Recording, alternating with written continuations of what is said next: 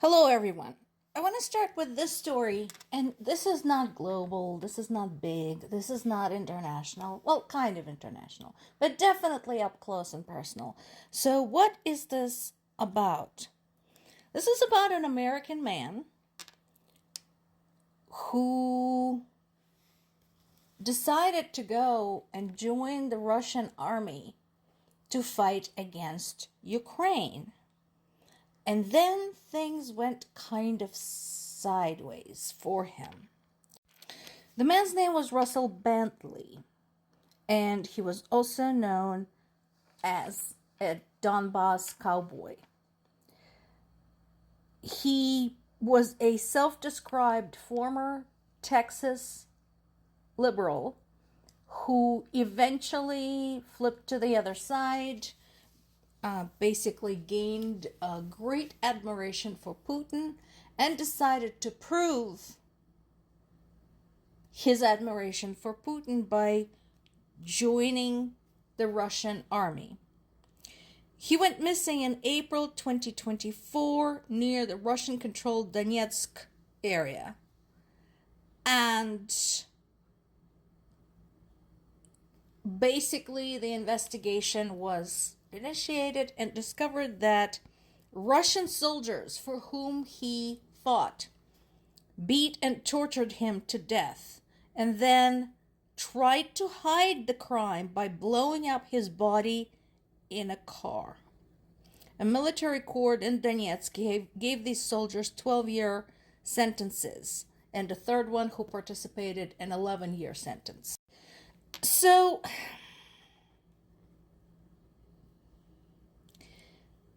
this is how you're treated on the Russian side. Even if you support them, this can happen to you. I'm talking now to all of the people who say, yay, Putin, fuck Ukraine. Okay, that's your stance, fine. But if you decide to do what Mr. Bentley did and go and prove your devotion to Russia and Putin by obtaining Russian citizenship and then doing some work for the Russian state control news services and then, actually joining the action, this can happen to you. There is also a reverse case taking place right now, not a criminal case, not yet, where a Russian man came to Texas and wrote to all his friends, hey folks, come over, this is a capitalist paradise. There's none of those stupid social services. Talk about a cell phone. Everything is paid. None of that stupid socialism.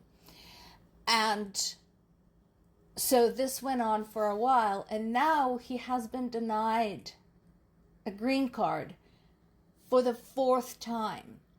He applied as a refugee, fleeing political persecution, all the while supporting Putin's policy in Ukraine.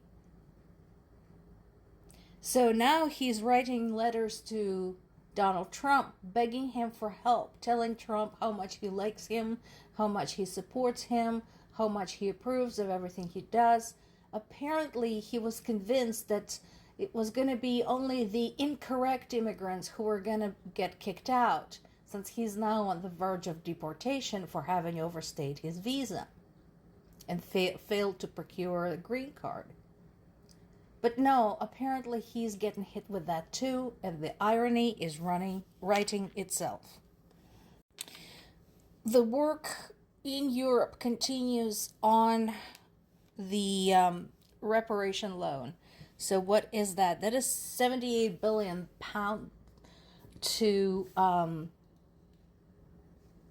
give to Ukraine as a loan, not as a grant, for restoring the destroyed areas.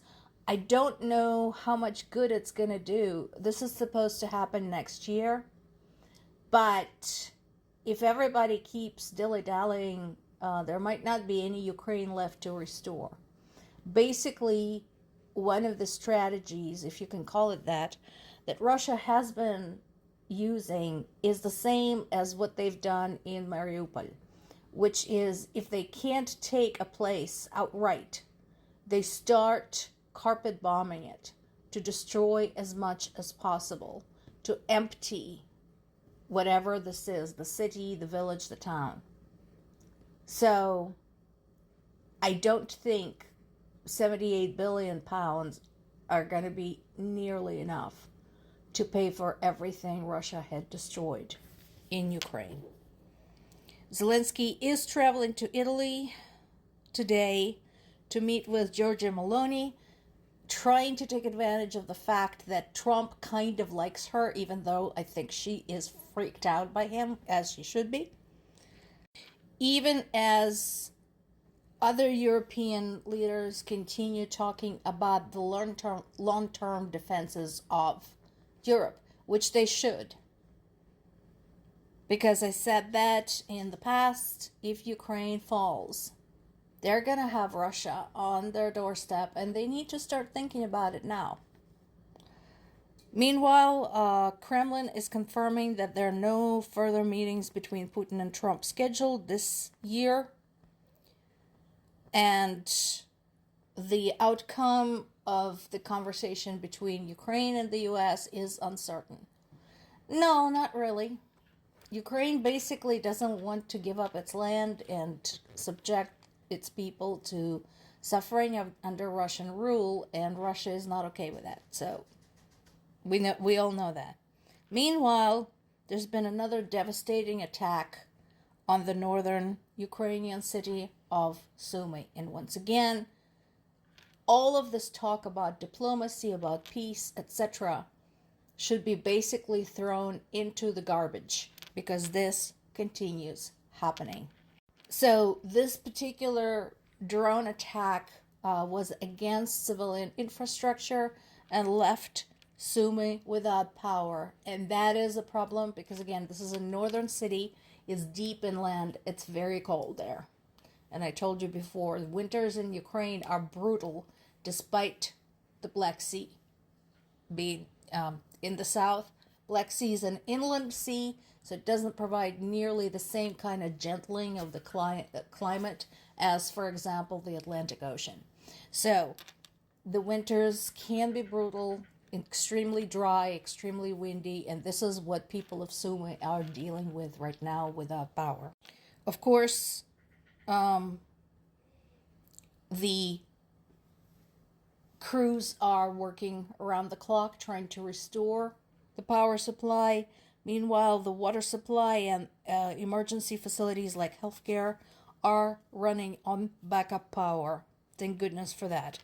And this is something that all of Ukraine's utility services had to implement.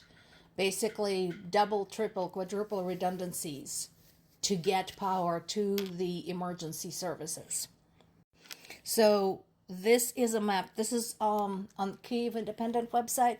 So there is a map showing you where Sumy is at. And in addition to knocking out power, Russia had struck the Pechenihi water reservoir dam, which caused the traffic closure. So at least 2 people were killed, 19 others were injured. And there were massive strikes in the surrounding area. 105 strikes in the region overall. So this is outside of the regional center. 33 settlements. Among the injured are a 35-year-old woman and a 40-year-old man. So, once again, this is the material point. If you want to get by all the demagoguery, all of the talking, etc., Google Ukraine strikes from Russia overnight and see what happens. More to come.